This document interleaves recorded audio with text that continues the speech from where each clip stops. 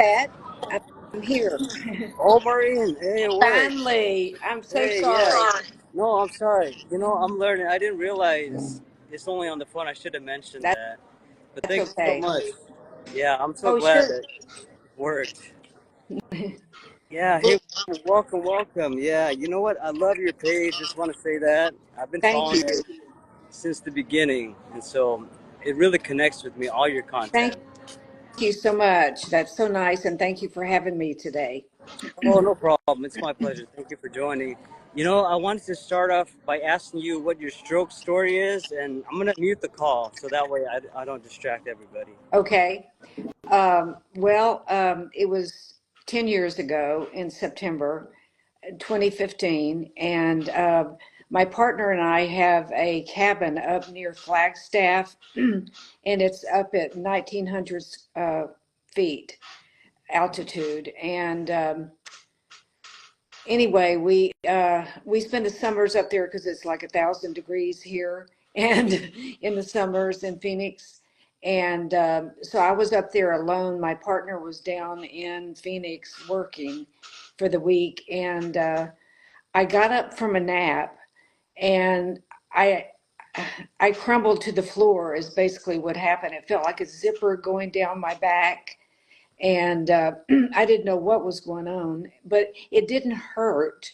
It just, it just paralyzed me. So I was on the floor, I was in the bedroom, and I had to get to the living room because in those days we only had a landline phone.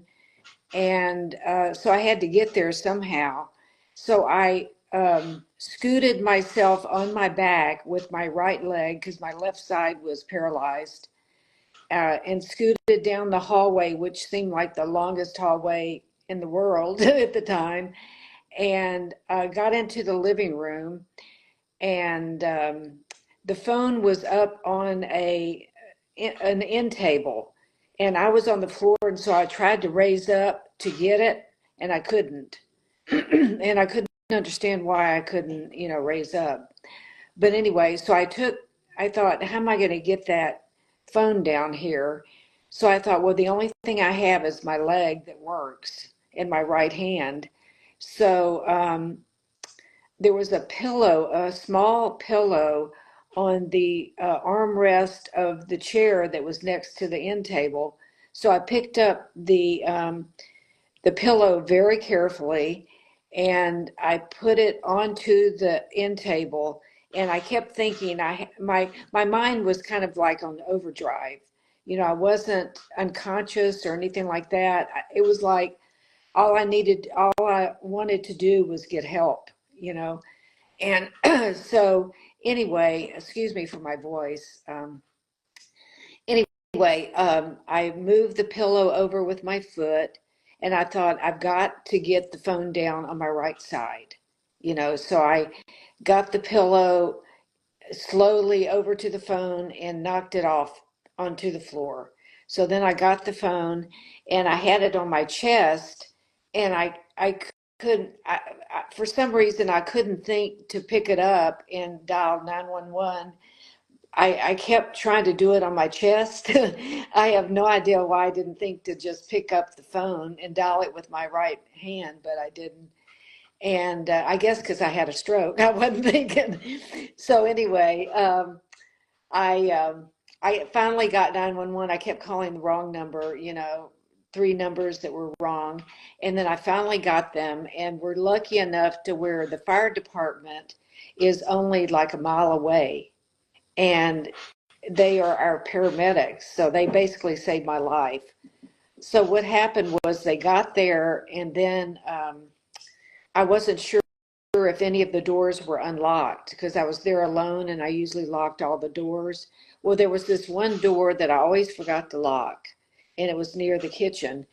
And my partner would always say, um, you you need to lock that door because you always forget. Well, lucky enough, it was unlocked. And so they called me from the outside and said, "Are any of the doors unlocked?" And I said, "I really don't know. I know the front door is not. I know it's locked, but try the back door." So they came through the back door, And I was able to articulate every question, they had, which, I think back on it and I don't know how I did. I was just so on overdrive. And so anyway, they got me, I told them to call my partner. They forgot. And so my neighbor came over, and he asked what he could do to help. And I remember telling him two things: feed the cats and call my partner. And now the cats don't really need to be fed because they just feed themselves because it's dry food. And but I wanted to take care of the cats. And so then they got me into the ambulance and we went into Flagstaff, and that was pretty much it. So then I went through all the emergency room stuff, and I talk about it on my blog, what it was like getting to the hospital and all that. It was in rush hour, and it just seemed to take forever, but it really didn't. So that's my story. And then went to acute rehab after the hospital. I was in the hospital for a week, went to acute rehab, and then I got home from acute rehab where I lived for 3 weeks. So I hadn't been home for a month. And so I got home on a Thursday, started therapy, physical therapy and occupational therapy on Monday. So I got right into therapy. I worked like crazy for 4 straight years, and made some headway. And so that's pretty much it. Well, thank you for sharing that. It's so incredible how you remember things to the detail, and I feel like it's the same with me. Like time kind of stood still in a way, or it's like in slow motion. But Yeah, yeah, it's great that you remember that, and then everything aligned up to it. You're talking about the door, how you left it unlocked. yeah.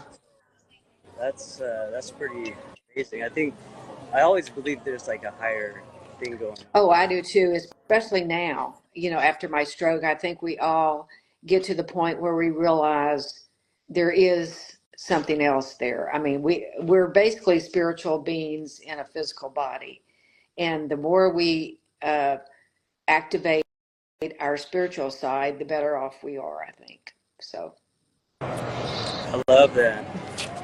As far as your page Stroke Recovery Solutions, if you guys aren't already following her, I was curious how it got started. thank you for that question. About 4 years after my stroke, I was able to like get on the internet and do stuff. And so I'm really a curious person.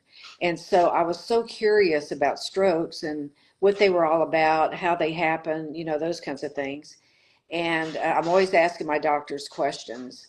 And so I found stuff, but it was all over the place in on the internet, and it was like my mind can't take this, It's just I can't find everything in one place. And then I thought, I do a journal. I write a journal every morning, and I got the idea when I was writing my journal that I should just start a blog that had everything in one site, on one site.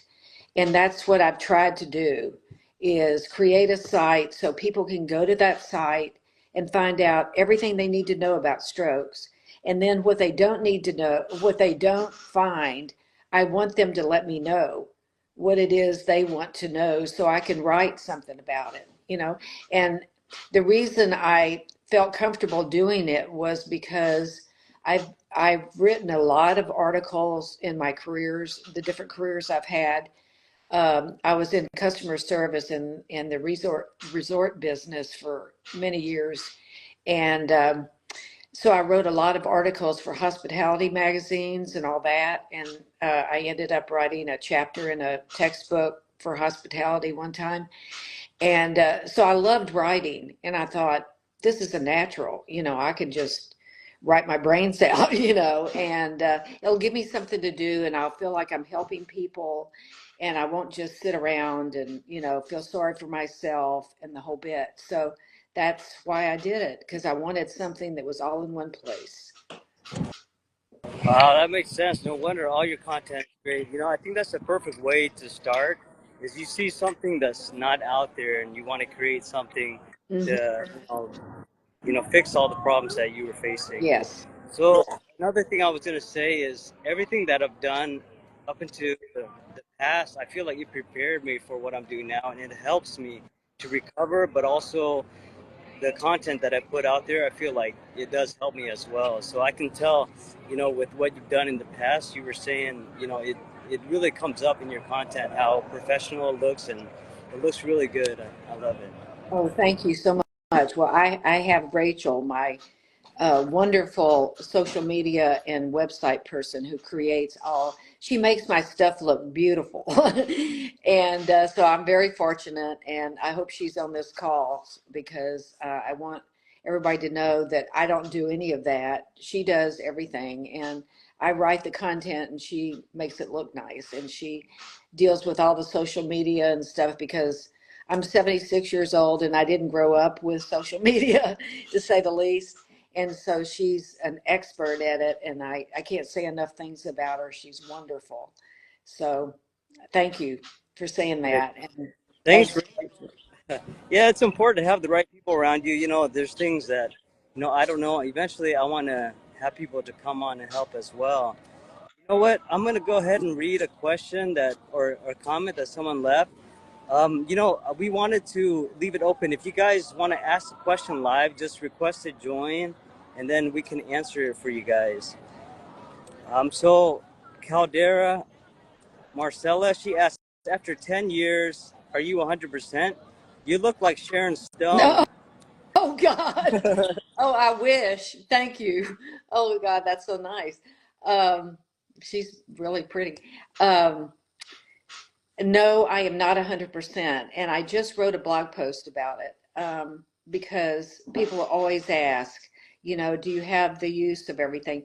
I've made a lot of headway because I was really in good shape before I had my stroke.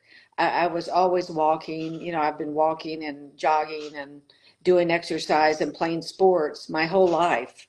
So I was lucky enough to make a lot of headway the first 5 years. And now I'm still working on getting, uh, I can't do this part with my left arm. I can't bend it yet. And my hand is still immobile. So, and I wear a electronic device on my leg to pick up my foot, which has drop foot. Do you have drop foot fat? I did have drop. In a way, it does still flare up, but I do have to consistently stretch it out and do different things. I think exercise does help it a lot because if I don't, it starts tightening up again. Yeah. Well, I've never gotten over it. Unfortunately, I've never recovered from it yet. But I always have hope that one day I will recover. Um, Yes. But anyway, I wear what's called a Bioness, Bioness, and it's electronic and it lifts up my foot and turns it out. So that helps me walk. And the first year that I was in therapy, I was able to walk a mile on the treadmill without stopping. And that was a huge thing for me after when I first got out, when I first had my stroke and I was in acute rehab.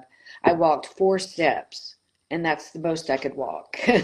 So from 4 steps, to a mile was great. And then I participated in a 1 mile walk downtown in Phoenix. A bunch of survivors did this, and so I did that with a bunch of friends who supported me during that. So that was great.